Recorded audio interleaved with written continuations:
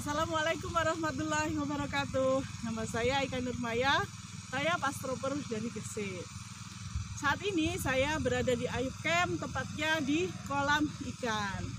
Saya berada di Ayub Camp untuk mengikuti pelatihan training for trainer.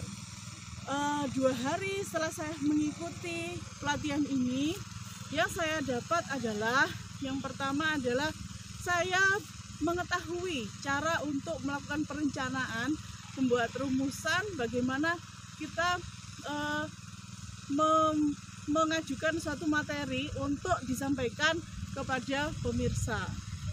Yang kedua, saya jadi tahu bahwa kita bukan hanya sekedar trainer biasa, tapi juga trainer itu harus punya nilai lebih sebagai penyeru kebaikan. Yang pertama, kita harus punya karakter pribadi. Yang kedua juga kita punya karakter dakwah. Nah, dari situ kita bisa menjadi seorang penyeru kebaikan.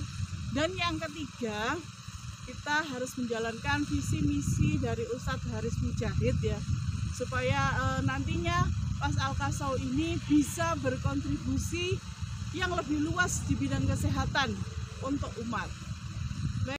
Jadi sebagai trainer di Pas Al-Kasau itu kita harus sebagai penyeru kebaikan. Penyeru kebaikan itu harus sadar juga tugas dari manusia. Manusia itu diciptakan oleh Allah. Yang pertama adalah untuk beribadah. Yang kedua itu ia sebagai khalifah di muka bumi. Dan yang ketiga tugasnya adalah berdakwah.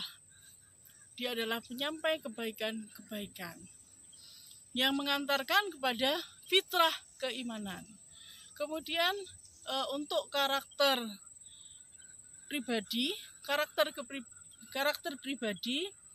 sebagai penyeru kebaikan, dia harus tenang. Tenang itu artinya dia bersandar kepada Allah Subhanahu wa taala dan selalu terkoneksi pada Allah Subhanahu wa taala. Dan yang kedua adalah qanaah, itu artinya taat dan dia selalu mempunyai tujuan pada akhirat. Kemudian dia berakhlak mulia dan dia selalu bersegera berlomba-lomba di dalam kebaikan. Dia juga mengamalkan syariat dan anti subhat.